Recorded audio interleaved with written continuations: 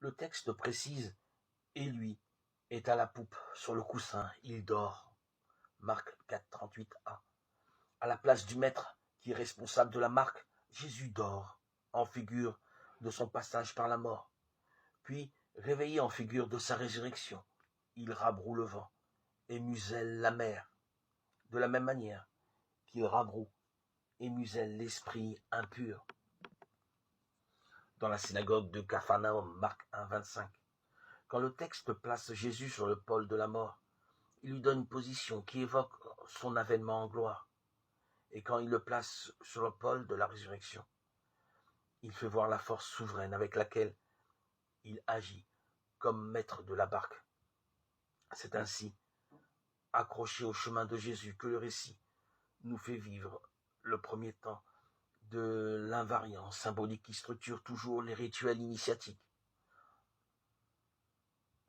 Les novices sont arrachés à la sécurité d'un environnement familier lorsqu'ils sont coupés de la rassurante présence maternelle, retirés du giron de l'enfance.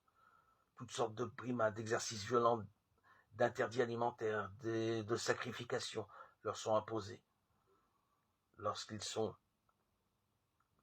en rituel initiatique. Dans l'évangile de Marc, cette rupture est racontée sous forme symbolique d'un monstre effrayant. Au milieu de la mer arrive un grand tourbillon de vent et les vagues se jettent sur la barque, en sorte que déjà la barque se remplit. Marc 4, 37.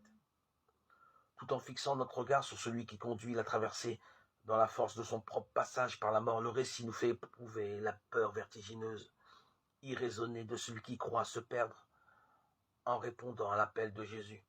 Maître, cela ne te fait rien que nous soyons perdus. Marc 4, 38. La gueule est ouverte, terrifiant, ce pouvoir d'engloutir et de broyer, effrayant, cet abîme sans fond que le chemin derrière Jésus semble ouvrir.